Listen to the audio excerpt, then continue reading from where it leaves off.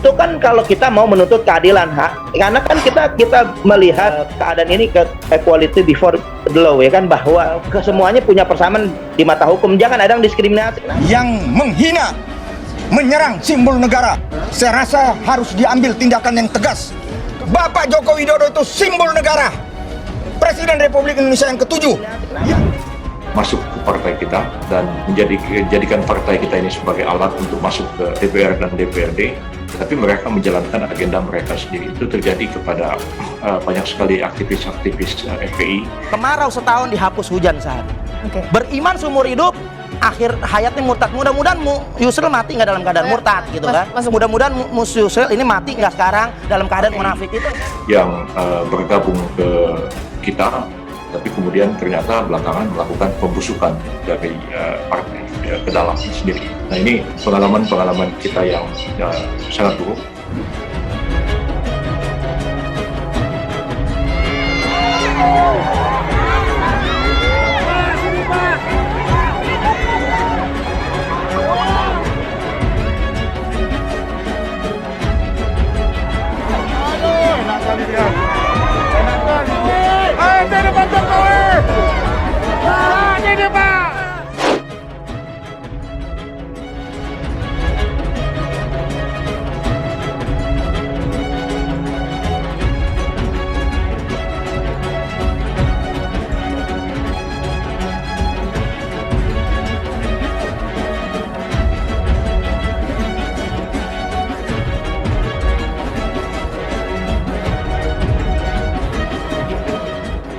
Saya sesalkan pernyataan yang menghina, menyerang simbol negara.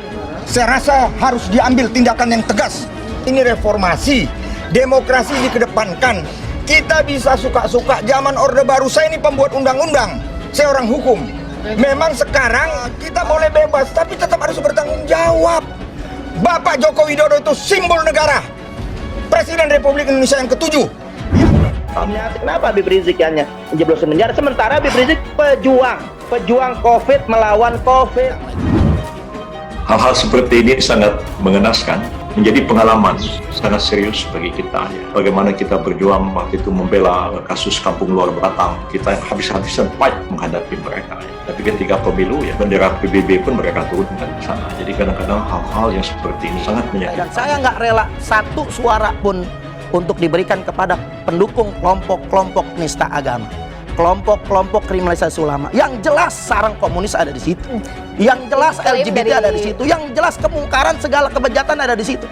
Ketua umum partai politik mana hingga saat ini yang bisa membuktikan dirinya membebaskan tokoh-tokoh Islam ketika ditangkap di Polda?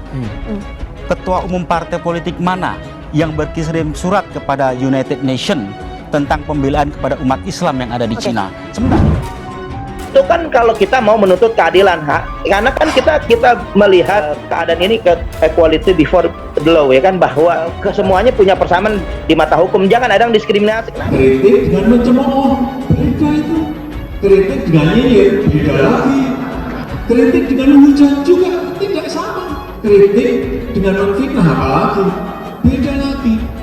Kritik dengan menjelek-jelekan itu juga beda. Perencanaan dari fase awal sebelum kita lakukan input teknis itu sudah kita komunikasikan dengan masyarakat. Dalam hal ini adalah kelompok tani dan sifatnya kerjasama 3 tahun. Dan saya juga mengimbau kepada KLHK agar dibuat tim perawatan gitu, karena sebanyak apapun pohon yang ditanam kalau tidak dirawat ya tidak ada gunanya. Pertama, yang saya mau tegaskan bahwa kalimat Prabowo Islamnya tidak jelas itu datang dari mulut Yusril dengan mengatasnamakan saya, bahwa kontak telepon-teleponan semacam itu tidak pernah ada. Itu kebohongan yang dibuat oleh Yusril. Kemarau setahun dihapus hujan sehari.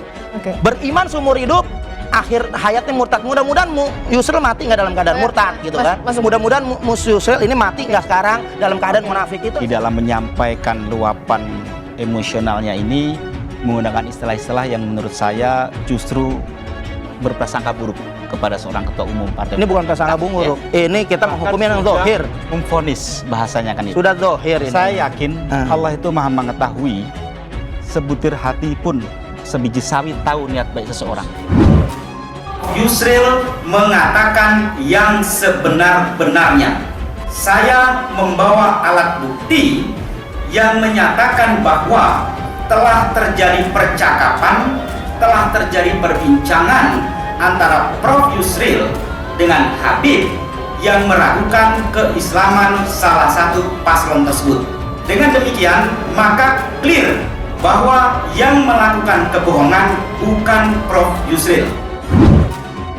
Hal-hal yang sebenarnya sangat tidak menyenangkan dan banyak yang seperti itu, dan saya kan sudah murtad karena akibat dari pemilu kemarin itu jumlah orang Islam di Indonesia itu menurun drastis karena sekian banyak itu murtad dan kafir.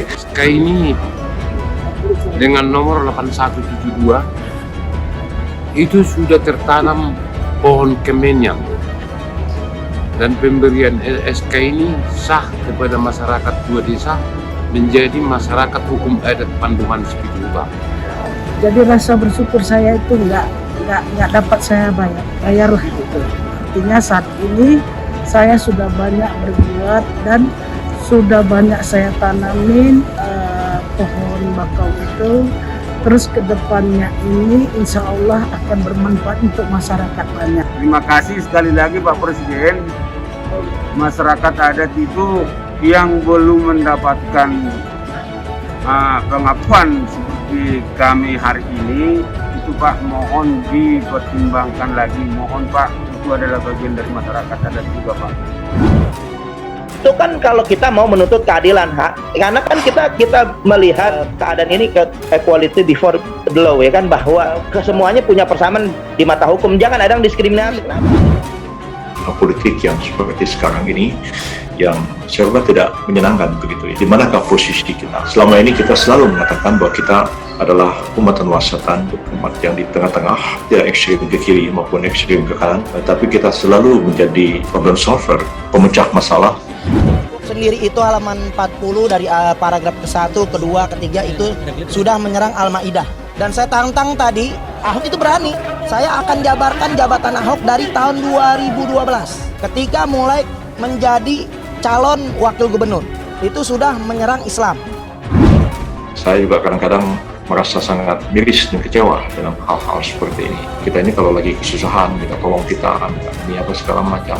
Begitu sudah lepas dari kesusahan, ya kita kemudian dikerjain, ya, bahkan dicaci maki dan sebagainya. Saya bahkan udah menasehati. Nah, saya sebagai dai, mubalik, ustadz, udah menasehati Yusril. Ya kan, saya menasehati netral saja sudah salah. Kita mengedepankan nilai-nilai syariat, ya kan?